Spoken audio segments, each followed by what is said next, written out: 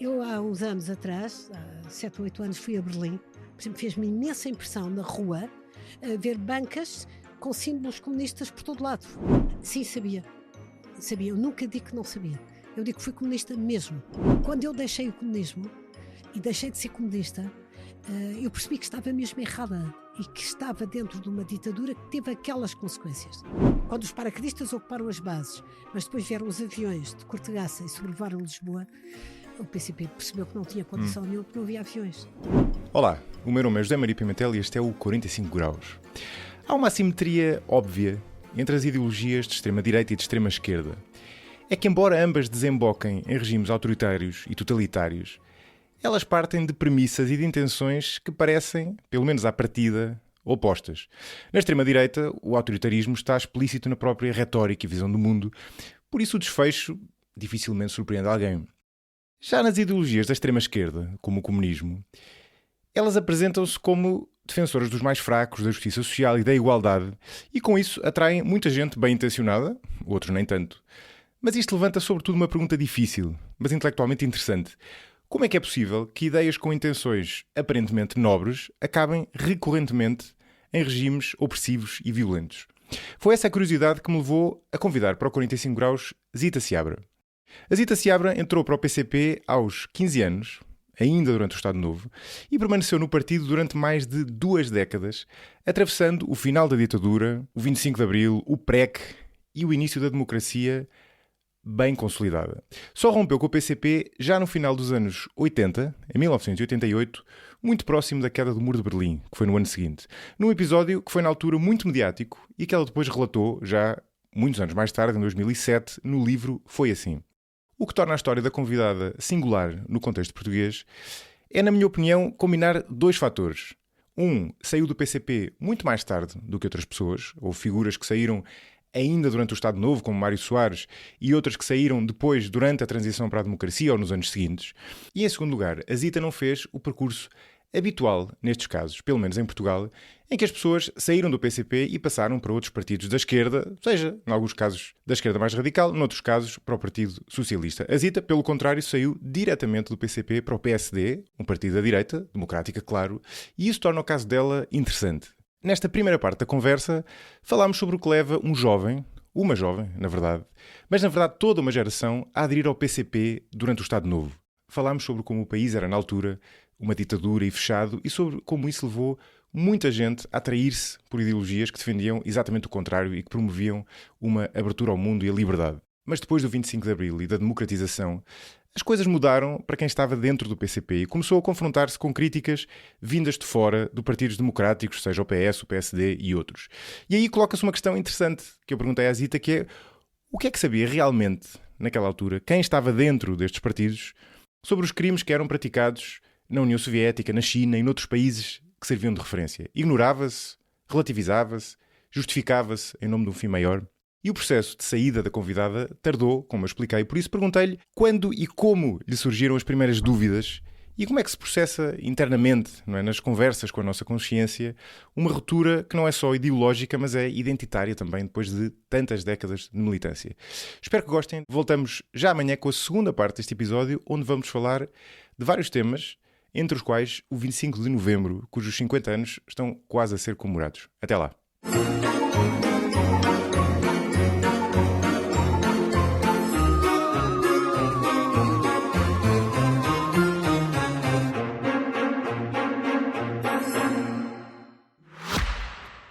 Se gosta de ouvir podcasts, conheça a oferta que o Expresso tem para si. Da política à economia, ciência e cultura, passando pelo desporto. Entrevistas marcantes, análises e perspectivas que fazem a diferença. Ouça em expresso.pt e nas principais plataformas de podcast. Expresso. Liberdade para pensar. Zita Seabra, muito bem-vindo ao 45 Graus. O gosto é meu, tenho muito prazer em estar aqui. Estava-lhe a dizer agora, eu vou repetir em ONU o que eu disse, não é? Que os ouvintes sabem que este não é um episódio de histórias de vida, mas no seu caso o tema confunde-se ou a sua visão sobre o tema parte muito da sua história com o tema, não é? Melhor, se calhar é a melhor maneira de dizer, não é? E um dos aspectos que eu tenho curiosidade de perceber para alguém que teve essa experiência é o que é que o que é que atrai um jovem, uma jovem ao comunismo? Ou seja, quando no fundo tudo isto começou, o que é que a atraiu nas ideias? Foi o ter um ideal, foi o aspecto de justiça social, foi o combate à autoridade, não é? O que é que no início dos inícios a atraiu, e o que é que atrai a pessoa típica, que se calhar não é exatamente o mesmo do que a atraiu, não é? Sim, em primeiro lugar, dizer que eu entrei para o Partido Comunista com 15 anos, e em plena ditadura ainda de Salazar. Portanto, Salazar morreu depois, ainda Salazar, não é Marcelo Caetano, ainda Salazar. E era um tempo muito complexo em Portugal. Havia um facto, uma questão-chave fundamental para a minha geração, e por isso a minha geração toda, e as exceções, enfim, são poucas, se radicalizou e ou foi comunista, ou foi maoísta, ou foi trotskista, qualquer dessas coisas. É que o país vivia uma guerra colonial em 3 frentes: Angola, Guiné e Moçambique, e portanto os jovens dessa altura, meus amigos e colegas, sabiam que não podiam chumbar o ano, que quando entrassem para a faculdade não podiam chumbar, e só no fim do curso não podiam casar-se, ou não tinham este drama que hoje têm, ter casa ou não ter casa. Não era isso, era embarcar ou não embarcar para a guerra colonial. E portanto era uma perspectiva terrível, a perspectiva da guerra. E então ou iam para a guerra ou desertavam, e portanto significava ir para a França ou para a Suíça ou para a Bélgica, e não poder vir a Portugal ver os pais, ver os amigos. Era uma perspectiva terrível. E quando casavam, quando namoravam e casavam, depois havia este dilema: ou embarcavam para as colónias e ficavam cá as recém-noivas, ou os recém-casados, ou não embarcavam e então tinham que ir com elas para desertar. Exato. Portanto, era uma perspectiva horrível. E depois, a própria ditadura, nessa altura, era uma ditadura tacanha, como aliás são normalmente as ditaduras, isso não é exceção. Metia-se na nossa própria vida privada. Por exemplo, a minha primeira luta política foi uma luta pelo direito ao uso de calças no liceu. Eu estava num liceu muito tradicional, o Liceu Carolina Micaelis, no Porto, e era proibido usar calças, tínhamos que ir sempre de meias. Havia uma contínua nas escadas que verificava no verão, porque iniciaram-se aí as meias de vidro, que ia verificar se tínhamos meias ou não, porque era obrigatório ter meias, a saia tinha que ir abaixo do joelho. Sim. Tudo isto era normalizado. Eu passava férias, portanto a minha família era uma família da bairrada, classe média, passávamos férias no estrangeiro. E era um respirar de liberdade. Íamos à França, atravessávamos a Espanha rapidamente para não parar na Espanha franquista, e portanto íamos para a França, e a França eu vestia biquíni, passava férias com os amigos franceses dos meus pais na Costa Azul, entre Nice e Cannes, e era outro mundo. Íamos frequentemente à França, às livrarias em Paris, comprar os livros que eram proibidos. A minha família era uma família da oposição, ouvia-se rádio clandestina, mas nós sentíamos isso na pele. Quando chegava ao estrangeiro, comprava o biquíni, depois guardava até o ano seguinte, porque em Portugal era proibido. Portanto, isto interferia mesmo na nossa vida privada. Os livros eram censurados, eram os únicos que líamos todos os livros proibidos. Os filmes... Claro, eram os que apetecia ler. Eram os que apetecia ler, claro. Os filmes eram cortados. Eu só vi o beijo final do Casablanca depois do 25 de Abril. E quando chegávamos à França íamos ver isso tudo. E, portanto, é uma geração que se radicaliza. E onde é que estava a radicalização para isso? No Partido Comunista. E o Partido Comunista tinha portanto, o comunismo é um totalitarismo que atravessa o século XX, tal como o nazismo.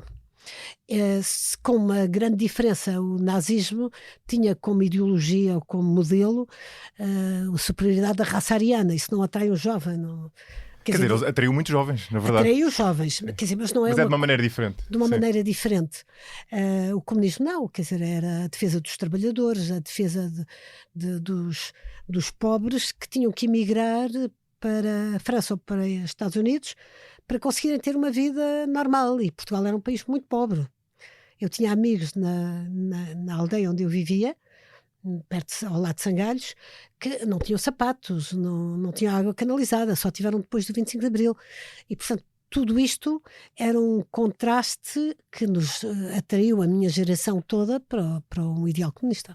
Mas esse por acaso esse é um ponto interessante. Era a mesma geração toda, ou seja, entre os seus colegas, toda a gente se radicalizou de alguma forma. Porque eu imaginaria, apesar de tudo, que a maioria das pessoas, por inércia, por desinteresse pela política, podiam não gostar muito da situação. Não havia nenhum desinteresse pela política na altura. Éramos todos altamente politizados. Era mesmo transversal. Era mesmo transversal. Nos finais dos anos 60, anos 70, no tempo era absolutamente transversal e cada um era mais radical que o outro, não é? E andávamos frequentemente em cenas de pancadaria nas associações de estudantes, mesmo antes de 25 de Abril, não é? Sim, exato. Batíamos uns nos outros e à tarde juntávamos a bater na polícia. Portanto, ou a polícia a bater em nós. Os tais gorilas. Mas era uma geração altamente radicalizada e são muito poucas as exceções de pessoas que aliás me fazem alguma pena, que hoje são aquilo que eu chamo antifascistas retroativos, porque têm um certo desgosto de não ter participado e não ter feito parte desta geração, que vai desde as cantigas até à nossa organização de vida, aos filmes, às coisas mais variadas da nossa vida particular e privada, que faziam de nós diferentes daquilo que era a juventude da União Nacional, a juventude do regime. Que também existia, não é? Onde é que esses estavam? Na universidade eram poucos. Pois, okay. E não dávamos por eles. Okay. Havia alguns filhos de ministro que chegavam à universidade de carro com motorista, eram famosos. Não vale a pena agora referir quem eram, mas existiam. Mas era a exceção. O normal não era isso, as greves universitárias eram absolutamente transversais. Coimbra parou várias vezes, no Porto era menos, mas também existia um movimento associativo. Lisboa estava sempre em luta e estávamos constantemente a perder estudantes que eram presos. A maior parte dos presos políticos não eram condenados a tanto tempo como era um operário que fosse preso. Havia aí o regime sabia distinguir, mas eram presos e passaram pela cadeia muitos estudantes das mais variadas faculdades e tinham um currículo importante nesse aspecto. E na altura havia à esquerda, quer dizer, na esquerda anti-regime, havia pelo menos o PCP e o MRPP. Havia muitos outros, a UDP, que depois deu origem ao Bloco de Esquerda, que era o PCP-ML, o PCP-DML, eram numerosos. Pronto, era aí que eu ia chegar, ou seja, havia, para lá quer dizer, de fatores casuísticos, não é, do acaso ou de pessoas que nós que conhecessem, havia aspectos ideológicos que fizessem as pessoas gravitar para uma ou para outra. Claro. Por exemplo, havia uma grande divergência entre o PCP e a UEC, da qual eu fazia parte, não é? Quando foi fundada, a partir do momento que foi fundada comigo. A UEC é a União dos Estudantes Comunistas. A União dos Estudantes Comunistas, sim. Era o braço estudantil do PCP. Havia grandes divergências, por exemplo, em relação à questão da guerra colonial, que foi uma questão muito, muito importante e que dividiu entre o PCP, a UEC e os outros partidos maoístas, que é em 1968, Cunhal toma uma decisão, uma deliberação aplicada a todos os membros do PCP, a maioria os UECs, que é não se deserta, infiltra-se o exército colonial. E isto deu a que passássemos a ser chamados pelos maoístas de sociais-fascistas, de neocolonialistas, mas eu penso que foi uma decisão muito importante, depois que teve repercussões no 25 de Abril. Convencer os membros da UEC de que não desertavam não era fácil. E que iam para a frente. Imagino, sim. Colonial, e apenas se admitia deserções coletivas.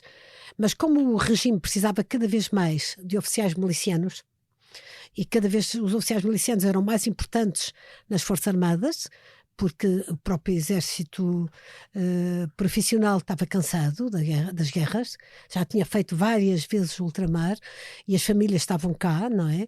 E eram mal pagos. Tudo isso depois está na origem do 25 de Abril, não é? E tinha um estatuto pobrezinho, entre aspas. Isto foi uma decisão importante. Essa é uma visão interessante porque encaixa muito na realidade. Realmente, quer dizer, se nós pensarmos que o rastilho do 25 de Abril esteve aí, não é? Na verdade, nessa reclamação relativamente À guerra colonial. mundana, não é? Não, e até na questão do salarial, não é? Quer dizer, que era uma coisa relativamente mundana em retrospectiva, mas que foi o rastilho mais imediato. E tendo em conta depois a importância que teve, e podia ter corrido mal, da infiltração do exército que normalmente a pessoa é curiosa em retrospectiva, porque a pessoa normalmente associa o exército até um local mais de direita do que de esquerda, não é? E no entanto na altura estava completamente minado, entre aspas. Sim, exatamente, estava cheio de pessoas ou ligadas ao PCP ou ligadas à outra esquerda, não é? Mas que ligados à oposição ao regime, quer dizer, havia um sentimento de oposição ao regime que a certa altura levou que os militares virassem as espingardas para o lado contrário, não é? Os militares que eram à frente do regime, aparentemente. À frente do regime, exatamente.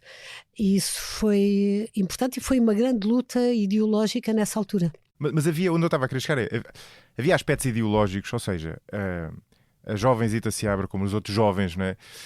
Faziam um julgamento ideológico quando escolhiam ir para o PCP ou ir para o MRPP ou ir... Pronto, e qual era, não é? É isso que eu estou a tentar perceber. Sim, era a defesa Portanto, o Partido Comunista era o mais antigo partido organizado em Portugal e que tinha anos de resistência ao regime. E, portanto, o normal seria que eu li na altura um livro de Jorge Amado. Os livros, aliás, tiveram sempre muita importância na minha vida. Um livro de Jorge Amado, que falava da resistência à ditadura no Brasil. Tinha uma heroína chamada Mariana, o livro chama-se Os Subterrâneos da Liberdade. Era um livro perfeitamente engagé, um livro perfeitamente militante. E eu disse, eu quero ser a Mariana. E como tinha uma família tradicionalmente a oposição, também tinha membros da família. A minha família era uma típica família portuguesa e sobretudo ali na região da Aveiro havia muito, que tinha uma corrente pró-regime. Um tio meu tio-avô meu era presidente de Câmara da Anadia e uma família da oposição. E todos os anos no Natal a família juntava-se e dizia, este ano o regime vai acabar, o Salazar está doente, o Salazar tem um cancro, não sei o quê. Portanto, todos os anos havia a esperança que o regime acabasse e depois não acabava. Aquilo prolongava-se. Demorou imenso tempo, na verdade. Só que chegava na altura. Mas sempre com a esperança que aquilo ia acabar. E, portanto, eu fui para o sítio mais normal e radical. Era o maior partido da oposição, clandestino. O PS só se veio a fundar, já eu estava na universidade, clandestino. E procurei o Partido Comunista e entrei para o Partido Comunista. Mas porquê é que outros iam para o MRPP ou para o UDP, por exemplo? É mais tarde. Pronto, ok. É mais no tempo já de Marcelo Caetano que os partidos maoístas, e sobretudo no Porto, em Lisboa começam mais cedo a organizar-se, no Porto era mais tarde. É uma coisa já próxima da Revolução, eu tinha essa ideia, não é? Mas havia onde eu estou a tentar, se calhar esta pergunta que não faz muito sentido, mas havia diferenças a nível dos valores, até a nível eventualmente da personalidade, entre quem gravitava para o PCP e quem gravitava para por exemplo, ao MRPP ou para o UDP. Isto se calhar já não é bem verdade. Lá está, na sua geração estrita não se aplicava, não é? Porque não havia essa alternativa, mas um pouco mais tarde. Não é? No Porto, eram diferentes os militantes do... Eu lembro que tenho a ideia que os do MRPP, por exemplo, achavam o PCP uma coisa completamente antiga, já... Sim. Não é demasiado institucional, não é? Sim. Havia... e demasiado antiga, demasiado institucional, completamente, e também já antiquada, porque houve na altura a invasão da Hungria, isso pesava na história do movimento comunista. E depois uns eram pró-Albânia, por exemplo, do PCP-ML, pró-Albânia. A Albânia era uma coisa longínqua. A Albânia serviu como referência a uma coisa que é uma coisa hoje... completamente louca, não é? Ou a China. Eu lembro-me que a China maoísta de Mao Tse-tung, com a Revolução Cultural, que era uma coisa terrível e que era o símbolo... mas isso não faz grande diferença dos soviéticos, não é? Mas o próprio movimento comunista internacional estava dividido. Exato. E vinha daí, depois, uma imitação das correntes que havia. Mas eram ideias, ou seja, aquilo era simplesmente uma divisão quase clubística ou havia, do ponto de vista de quem estava cá, não é dizer, não, eu sou maoísta e, portanto... Entendo que tem de se coletivizar mais do que vocês, ou menos. Quer dizer, havia diferenças ideológicas relevantes? Havia. Correspondia à divisão do próprio movimento comunista internacional. Na altura, nos anos 60, havia os pró-soviéticos, que eram considerados os mais antiquados, Exato. E os pró-chineses, que eram considerados um bocado a vanguarda. Eu lembro-me há uns anos, um francês conhecido, um intelectual francês, judeu, aliás, tem falado muito nesta questão de Israel, Bernard Henri Lévy, que fez um trabalho sobre a militância política dos intelectuais franceses. E a França era muito um modelo intelectual que os portugueses seguiam. A América estava longe, a Inglaterra também. O grande modelo era a França. E na França, os maoístas, o Partido Comunista de Marché era um Partido Comunista antiquado, não tinha entrado no mais 60, era contra o movimento dos estudantes, o movimento estudantil de maio 60, e tinha estado a seguir à guerra, tinha havido um choque em França grande entre o Partido Comunista e outras correntes consideradas mais radicais do que o Partido Comunista de Marché, que na altura defendiam o eurocomunismo, digamos, uma transição para o comunismo pacífica e via eleições. E esse choque isto não era a posição da União Soviética, era a posição das correntes eurocomunistas em Itália, França, uma via pacífica com eleições. Isso para nós em Portugal, nós jovens comunistas, era completamente desadequado à realidade que se vivia em Portugal. E, portanto, queríamos, sim, uma transição do fim da ditadura. Vivíamos uma situação diferente da francesa. Mas estava a falar desse depoimento do Bernard Lévy, que era muito curioso, e a certa altura, estava com os meus filhos em casa, e vê-se o Sartre, o Jean-Paul Sartre, aparecer maoísta, e a fazer um documentário em que elogiava imenso o Partido Comunista Chinês, porque via-se o Comitê Central do Partido Comunista Chinês atravessar o rio Mekong, a nadar para demonstrar que o imperialismo era um tigre de papel. Eu não estou a fazer ficção. Era mesmo assim. E a certa altura um filho meu perguntou: "Oh mãe, mas tu também acreditaste nisto?" Eles estavam a nadar bruços com a cabecinha de fora, não é? "Tu também acreditaste nisso?" Eu disse: "Nisso não, mas em coisas parecidas sim." Não propriamente nos chineses, mas havia uma corrente pró-chinesa fortíssima que vinha também de França, e vinha nomeadamente do Sartre e de outros intelectuais franceses, que influenciou a criação do PCP-ML, de ML, de não sei o quê, todos esses maoístas que achavam que a transição pacífica democrática, em eleições democráticas, nunca iria ter resultado. Do Berlinguer, do Marché ou em Espanha, do Carrilho. Portanto, é um momento que mesmo na Europa há muitas discussões.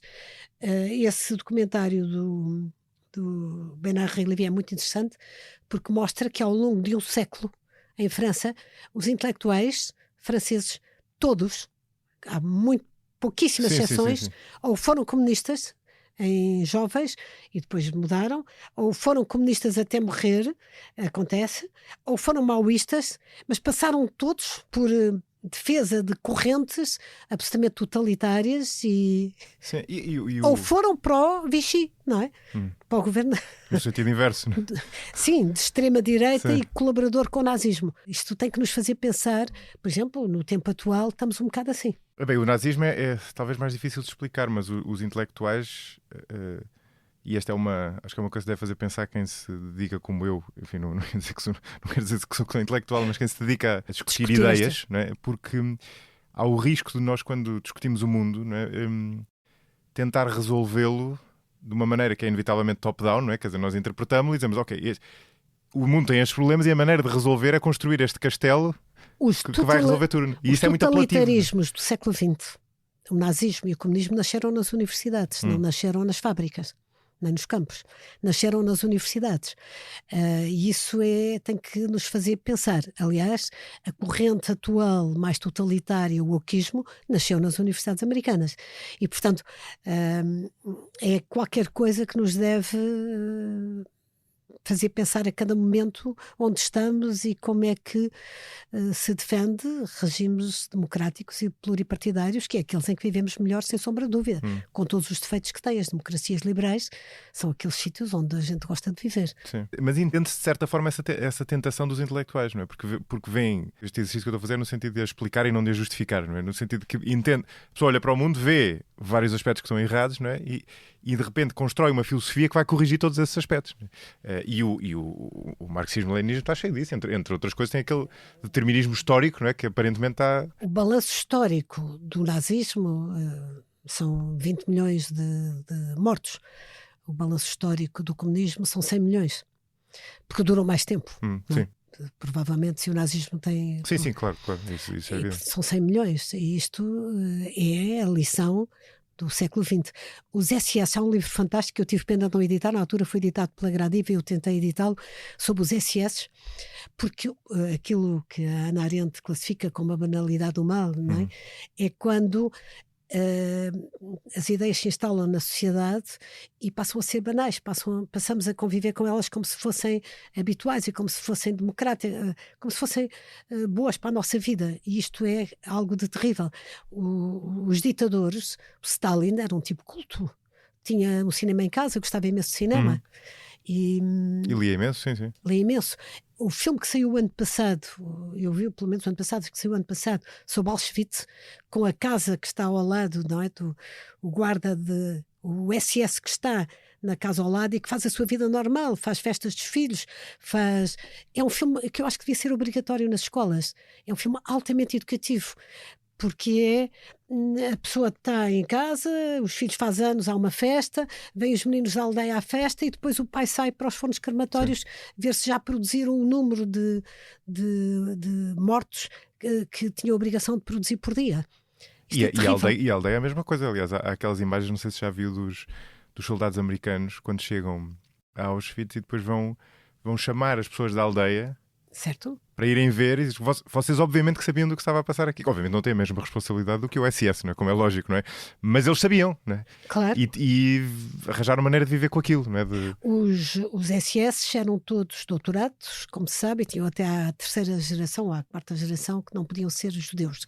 E esse livro sobre os SS é fantástico, porque é exatamente a vida de cada um, que saem das universidades e depois vão diretamente para a elite intelectual. Isto também acontece com o comunismo.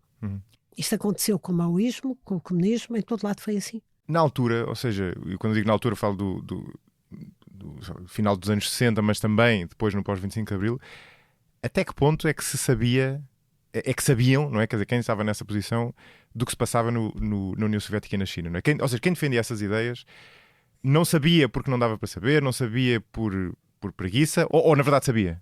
Aí toca um ponto fundamental e que eu acho que é muito importante falarmos dele, que é a questão do relativismo, que é um conceito que a certa altura recentemente foi muito escrito sobre ele pelo Papa Bento XVI e que ainda hoje é um conceito fundamental para percebermos os perigos que há nas democracias liberais.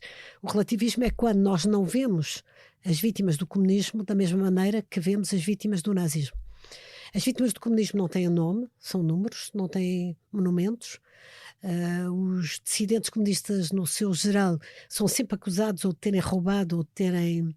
Acusados pelo partido. Pelo Partido Comunista e pelas sociedades comunistas e pelos livros comunistas, não é? Sempre acusados de terem tido um comportamento cívico terrível, nunca são acusados de terem divergências ideológicas. Portanto, quando se põe em causa o comunismo, acusações nunca são essas. E isto o relativismo é uma forma fundamental de minar uma democracia liberal. Quando não se analisa da mesma maneira, porque a verdade é uma coisa, não é?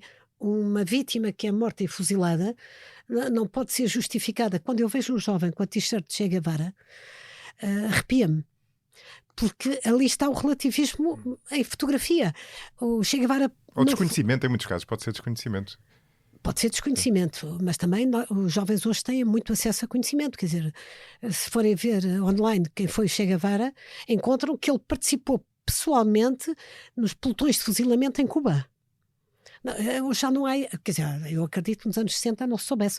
Hoje sabe-se, que é muito fácil, estão online. Tem chat GPTs para ver quem foi tem toda a maneira de receber informação quando tem uma t-shirt do Che Guevara.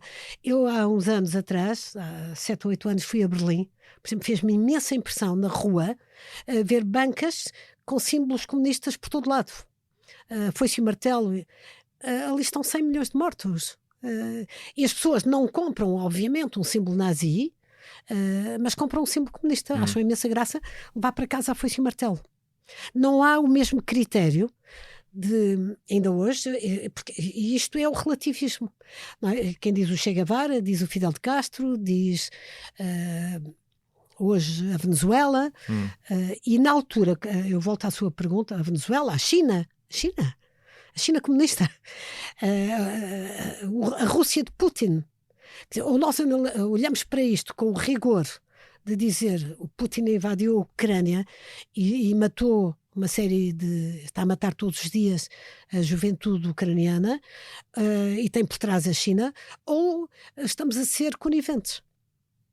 Porque quando dizemos, não, mas a Rússia é outra coisa, quer dizer, e arranjamos desculpas, isto significa que estamos a desvalorizar a importância que no Ocidente tem o termos liberdade, o vivemos em democracia, temos regimes pluripartidários e podemos exprimir a nossa opinião aqui com toda a tolerância. Eu estava a ouvir e estava a pensar no seguinte: os jovens andam com os t-shirts do Che Guevara, que é um clássico há décadas, né? E porquê é que andam? Porque é um símbolo anti-autoridade, né? No fundo. E faz parte da juventude um certo rebelar contra a autoridade, perdão. E o Che Guevara, quer dizer, tudo aquilo, toda aquela iconografia grita anti-autoridade, né? E estava a pensar, não usando t-shirt de Che Guevara, de quem é que eles usariam? Porque não há, o que é curioso é que não há grandes alternativas. E isto leva-me a outra coisa que eu queria perguntar, que é, para a qual eu tenho algumas, já pensei várias vezes nisto e tenho alguns palpites, mas não tenho uma resposta definitiva. Porquê é que estas ideologias deram sempre, ou digamos quase sempre, mas eu acho que na prática é sempre, em totalitarismo, não é? Porque eles, como a Zita dizia há pouco, não é?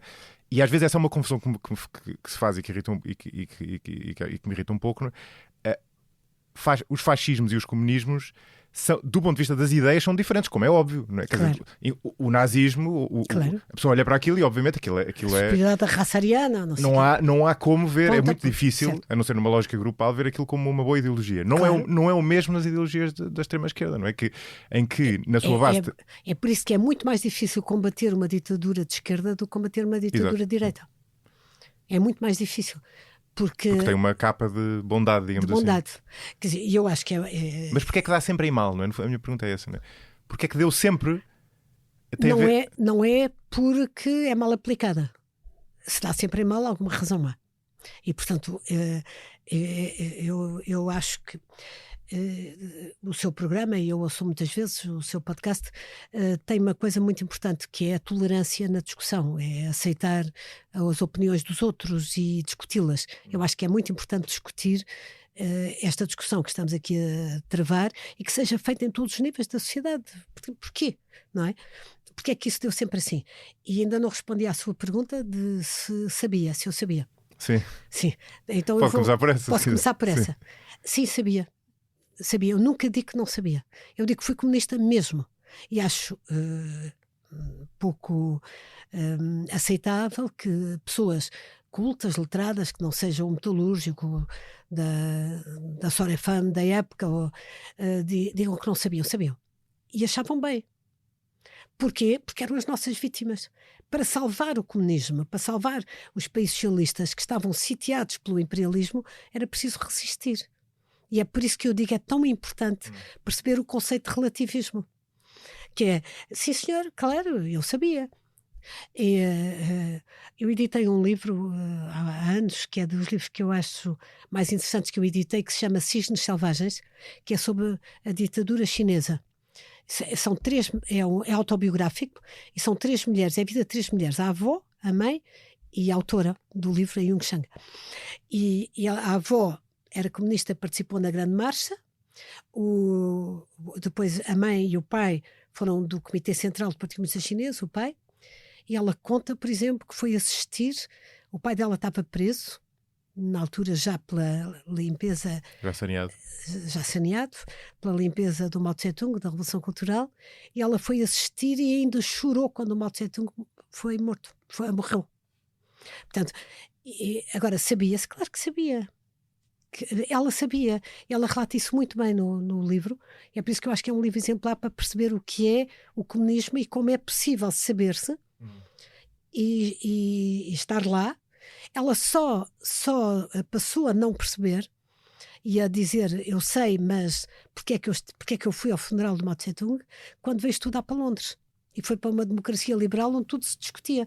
É por isso que a liberdade é tão importante. Sim, e temas que não chegam a ser discutidos podem não chegar a resolver-se na nossa consciência. Na nossa consciência, exatamente, é o que está a dizer. É por isso que é tão importante podcasts discutirem abertamente e os jovens discutirem abertamente e sermos tolerantes quando os outros vêm com argumentos e têm dúvidas, não é? A minha posição foi sempre na minha vida, eu, quando mudei, não é? Eu tenho um grande respeito por quem a certa altura tem dúvidas na vida, porque eu também as tive, quer dizer, eu estive convictamente comunista, eu estive convictamente no PCP, primeiro absolutamente justificado, em minha opinião, eu tenho muito orgulho de ter lutado pela liberdade, não é? A seguir, depois do 25 de Abril, 25 de Novembro, etc., já com uma grande incompreensão, porque é que não me apercebi antes, não é? Antes não tomei consciência de que estava no lugar errado. Quando é que... Quem foi a primeira pessoa, ou se calhar, por sua maneira mais relevante, qual foi a primeira vez em que lhe fizeram uma pergunta dessas que a fez parar para pensar? Para pensar e ter que se confrontar com essa dissonância cognitiva? Foi a primeira vez que a coisa me chocou, e acho que chocou muita gente que foi da UEC, foi quando a Cita Valls, que era muito minha amiga e que era da direção da UEC, como eu, era controleira da célula de medicina, e a certa altura, em agosto de 74, ela regressa a Angola, agosto de 75, desculpa, regressa a Angola e diz: a revolução em Portugal está feita, o meu país está independente, porque ela era angolana, tenho que ir ajudar a construir a revolução angolana e a solidificar a revolução em Angola. E depois, passado pouco tempo, estava fuzilada pelo presidente de Angola, que tem uma rua com o nome dele em Lisboa, e a ordem de fuzilamento está dada por escrito. Ela e o companheiro dela, o Zé Van Dunen, na revolta de Nito Alves, e o filho dela ficou sem pai e sem mãe, e foi criado pela antiga ministra da Justiça do PS, Van Dunen. Essa história é incrível. Essa história levou a que a UEC desaparecesse, porque suscitou-se dúvidas um pouco por todo o lado, mas eu continuei no PC depois disso. Alguns saíram nessa altura, eu continuei ainda uns anos, e vim a sair e vim a ter dúvidas depois. Eu primeiro, como todos os dissidentes, eu saí dizendo que era preciso democratizar o comunismo. Nunca se sai já contra e a dizer que o comunismo... Não, primeiro sai-se dizendo que o Partido Comunista tem que ser democratizado. O voto braço no ar é um disparate, tem que haver voto secreto, senão não há liberdade partidária. O centralismo democrático impede que um partido seja um partido democrático. A União Soviética talvez não seja bem a vanguarda do... Portanto, isto foi... Todos os dissidentes começam assim. Não é? Eu comecei como todos, comecei assim. Houve umas eleições em Portugal, na altura são as eleições que ganha Cavaco Silva as eleições, e nessas eleições eu achei que era um disparate que o PCP continuara todas as reuniões do Comitê Central a dizer: nós somos um partido revolucionário, os funcionários do PCP não são funcionários, são revolucionários profissionais. Eu era revolucionário profissional, não sabia fazer mais nada a não ser a revolução. Nós temos que continuar a luta armada, a nossa perspectiva é a luta armada para passar da Revolução Democrática e Nacional à Revolução Socialista. Portanto, nós não perdemos de vista que nos falta fazer a nossa Revolução de Outubro. E, portanto, tive uma grande discussão com o Cunhal. O meu gabinete era em frente ao gabinete dele, na sede do PCP. Pedi depois para ir de férias à União Soviética, onde se começava a desenhar a perestroika. E pronto. E depois a dissidência é como a gravidez. Houve um célebre dissidente espanhol que dizia isso: começa e depois não acaba, não se pode parar. Eu estou meia dissidente. Não se fica meia dissidente. Quando se começa, para sempre na rua. E há aí um processo de dissonância cognitiva, lá está, em que no fundo já não se é comunista, mas continua a achar-se que se é, mas já não é, na verdade. Ou seja, há uma espécie de contradição entre aquilo em que a pessoa já acredita, que são uma série de contradições internas, e o que acha que é, ainda continua a dizer que é comunista, mas na verdade... Mas o ser comunista está muito claro o que é. Está escrito, está publicado, Marx e... Exato, é o que eu quero dizer, ou seja, deixa-se acreditar nisso tudo, mas continua a achar-se que até connosco próprios, que somos comunistas, e depois há um dia em que há um embate entre esses dois factos, digamos assim. Exato. Portanto, primeiro tenta-se renovar o PCP e depois começa-se a questionar. Eu, na altura, foi de tal maneira violento a ideia de pôr em causa aquilo em que eu sempre tinha acreditado e tinha dedicado a minha vida inteira. A minha juventude e depois o início da minha vida em legal foi todo dedicado ao PCP. E, portanto, há um momento que a pessoa, quando se põe em causa, é terrível, não é? Mas onde é que eu estou? O que é que eu estou a fazer? E adoeci, tive uma tuberculose, que é uma doença muito típica destas situações de limites. E estive em casa, nesse tempo, e comecei a ler tudo o que era livros de ex-comunistas, dissidentes. O Solzhenitsyn, os espanhóis, os franceses, havia imensos.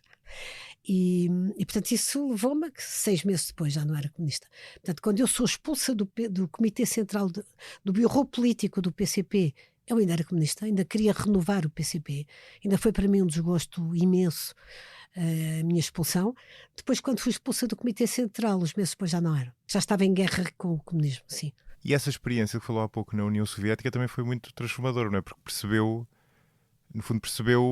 o castelo de papel que aquilo era, não é? Ou seja, que havia muitas coisas que pareciam, que vistas de fora pareciam boas ou fortes, digamos assim, que depois na prática não era nada assim, não é? Quer dizer, repara, eu fui à União Soviética a primeira vez depois do 25 de novembro. E tive um encontro com Suslov. Eu e o dirigente da Juventude Trabalhadora. Sim. Que, aliás, isso foi muito útil no meu currículo, porque quando estive num colóquio organizado na Universidade de Oxford, de especialistas em revoluções do século XX, quando eu disse que tinha estado com o Suslov, subi na consideração de toda a gente. Suslov, que era um grande ideólogo, era o ideólogo da União Soviética, daquela fase. Daquela fase, não era o Brezhnev, era o Suslov. Portanto, e fiquei com uma grande admiração pela União Soviética, que estava na vanguarda do combate ao imperialismo americano. E isto foi rigorosamente assim.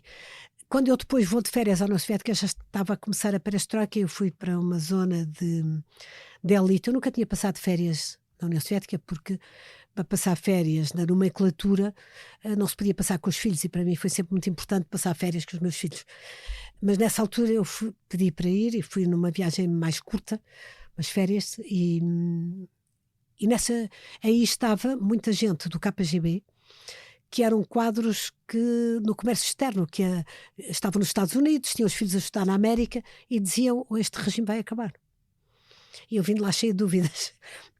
Tive conversas com vários que me diziam: não, a economia está de rastros. E realmente eu fui a uma loja perto de Sochi, onde era essa coisa da nomenclatura, ali no Mar Negro, e não havia nada para comprar. Eu queria trazer uma coisa qualquer para as minhas filhas, não havia nada para comprar, rigorosamente nada. E então era óbvio que aquilo ia acabar, e que o regime ia acabar e ia cair, e caiu. E foi uma grande alegria. Eu fui expulsa em 1988 do Comitê Central, e o muro de Berlim veio a cair um ano depois. Ainda temos uma... Eu queria perguntar uma coisa, mas agora lembro que temos uma pergunta por responder. Porquê é que estas ideologias redundam sempre em totalitarismo? Porque está na sua essência. Portanto, repara... Tem a ver com a ausência de dúvidas? Não, tem a ver com os seus próprios estatutos. A ditadura do proletariado, o papel de vanguarda do proletariado e o partido único do proletariado. Isto é a base fundamental do marxismo-leninismo e do manifesto comunista. Onde não há democracia, onde não há troca de ideias, onde não há tolerância com a ideia dos outros e se é enviado para gulags, acaba sempre mal. E tem acabado sempre mal. E vai acabar mal, e está a acabar mal na Venezuela, que é horror o que está a passar. Cuba, com os seus preços políticos há 50 anos, é uma coisa dramática. Que aqueles que têm em casa o Che Guevara, lembrem-se que estão presos, uma série de... Há cerca de 1000 presos políticos em Cuba, segundo dados de uma organização internacional. China, acaba sempre assim. A Coreia do Norte. Mas porque, ou seja, a minha dúvida aqui é como é que começa-se de um diagnóstico correto em muitos casos. Quer dizer, basta pensar que o Marx surge, aquilo que o Marx identifica não as soluções, mas o diagnóstico que ele faz do problema está inteiramente correto. Quer dizer, ele surge no século XIX, no meio do excesso do capitalismo. Quer dizer, se a pessoa ler os relatos que ele faz na altura da vida daquelas pessoas, quer dizer, eram vidas horríveis. Não é? Portanto, o diagnóstico, quer dizer, o empatizar com a situação de pessoas com vidas horríveis ou pessoas marginalizadas na sociedade ou sem qualquer perspectiva de vida é algo com que nós nos podemos identificar. Depois quando se coletiviza, do salto daí para a solução... Quando se coletivizam os meios de produção e, portanto, passa-se a ser toda a gente funcionário do Estado. Quando se chega ao fim de uma alternativa, da possibilidade de qualquer alternância democrática. Quando não se permite nenhuma outra corrente de pensamento, obviamente que isso leva à ditadura. Ditadura do proletariado ou ditadura da nomenclatura. Quando não há discussão, sim. Quando não há democracia, quando não há alternância. Imaginemos o que era Portugal com um partido único, não é? Tivemos isso, tivemos a União Nacional. E Portugal era o país mais atrasado da Europa, ponto. Não é? Portanto, nunca essas vanguardas de direita ou de esquerda, e no caso de serem de esquerda, como o comunismo, levam sempre àquele resultado. Em Angola, não é? O não haver oposição leva a que aqueles povos estejam a viver uma situação dramática em Moçambique e que se mata a oposição, porque a certa altura a oposição existe, as pessoas querem a oposição, o que é que se faz? Mata-se os opositores. Isso acontece em Moscovo, com os dissidentes, manda-se primeiro para uma cadeia e depois na cadeia morrem porque, como aconteceu ainda recentemente, porque estavam doentes. Mas como é que... Sei que estou a insistir nesta pergunta, mas certo, é que a Zita é uma interlocutora singular para esta conversa porque esteve lá dentro e saiu, não é? E enquanto eu não é? E, portanto, a dúvida que eu sempre tive aqui é como é que... Se eu estivesse a dialogar com a Zita de 1974, ou um pouco antes ou um pouco depois, não é?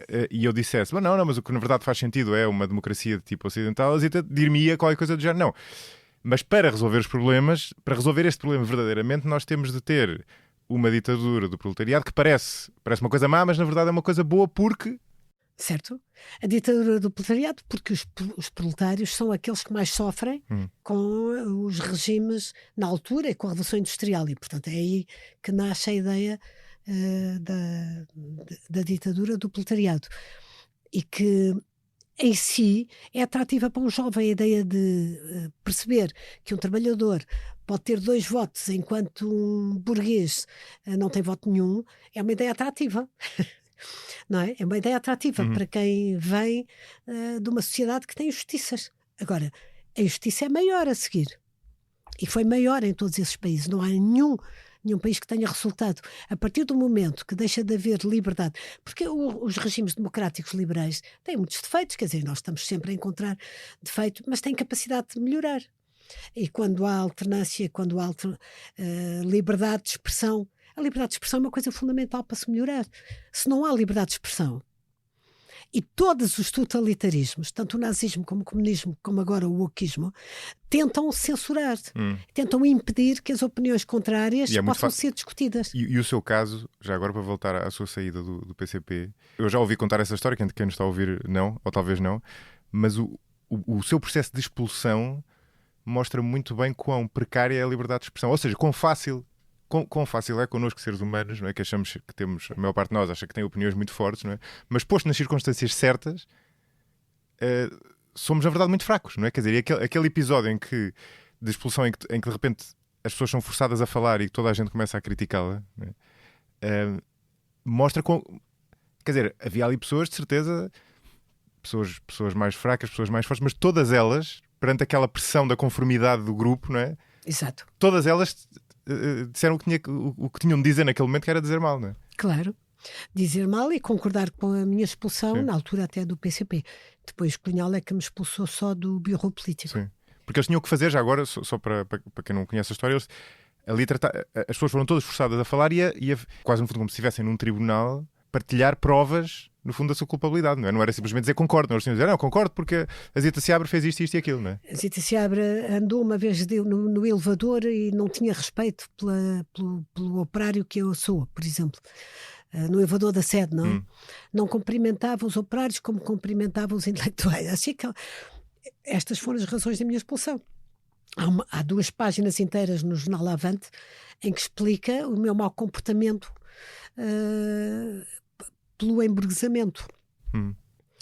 A tese era, emburguesou-se, deixou de ser filha adotiva do proletariado, emburguesou-se, portanto, já não está bem entre nós. E são sempre este tipo de razões, e todos os membros do Comitê Central foram obrigados a falar, e aqueles que não falaram foram convidados a falar, para acrescentar coisas à minha expulsão.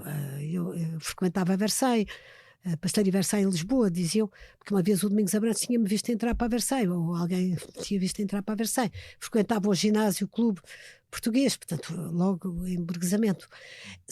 Nunca são fatores ideológicos. No caso português é assim, mas por exemplo eu recebi a uma altura, fui jantar a um restaurante, tinha o meu carro à porta e puseram um bilhetinho no carro a dizer é uma sorte estares a ser julgado em Portugal, porque em Angola acontecia-te como aconteceu à minha mãe Cita Valles, assinado filho de Cita Valles. E é verdade, quer dizer, a minha sorte foi a minha descendência ser em Portugal. E ter tido o apoio na altura fortíssimo do Dr. Mário Soares, que me disse, se quer continuar em segurança, divulgue a sua descendência. Ele teve um encontro comigo em casa do professor João Carlos Espada, no sótão, um encontro clandestino, que ele era Presidente da República, queria saber porque é que eu andava a ser dissidente e incentivando-me a que divulgasse sempre o que fazia, porque era a minha segurança, porque há liberdade de opinião, porque há liberdade de expressão. A liberdade de imprensa é uma coisa fundamental numa democracia. Sim. Senão as pessoas não sabem o que se passa. E é muito frágil, não é? Quer dizer, esse caso como outros, não é? Quer dizer, Claro. lembra aqueles linchamentos populares, não é? Lembram coisas medievais e a pessoa percebe, ou o nazismo, não é? No caso, não é? Ou seja, percebe em todas essas situações, sejam elas independentemente do motivo, mas a pessoa percebe quão frágil é a liberdade de expressão, porque é mais do que liberdade.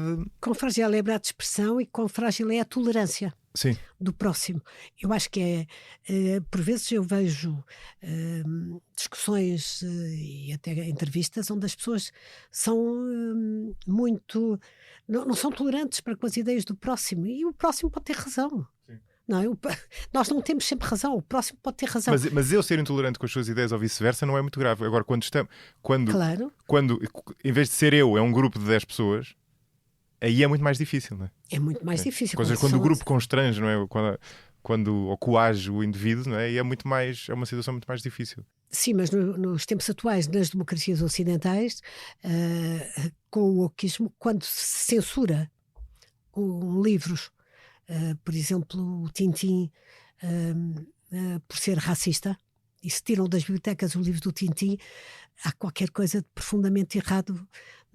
Quer dizer, nós aguentamos nas sociedades ocidentais os livros do Tintin e até gostamos e sabemos pô-lo na época. Quer dizer, um filho meu que lê o Tintin ou uma neta não fica racista. Claro. Lê o Tintin no Congo. Pode-se acrescentar uma nota introdutória, não acho nada mal. Eu acho que nem é preciso, porque... mas muitas pessoas não saberão, não é? Não acho... O Tintin no Congo, que em Portugal, sabe como é que se chamava a primeira edição, que foi feita pela Bertrand? Tintin em Angola.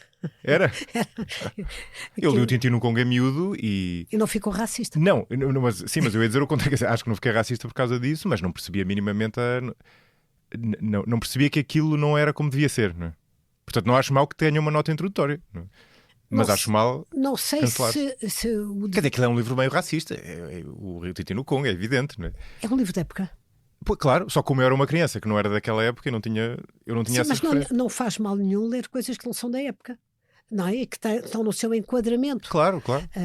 Os clássicos, em muitos casos, a Jane Austen,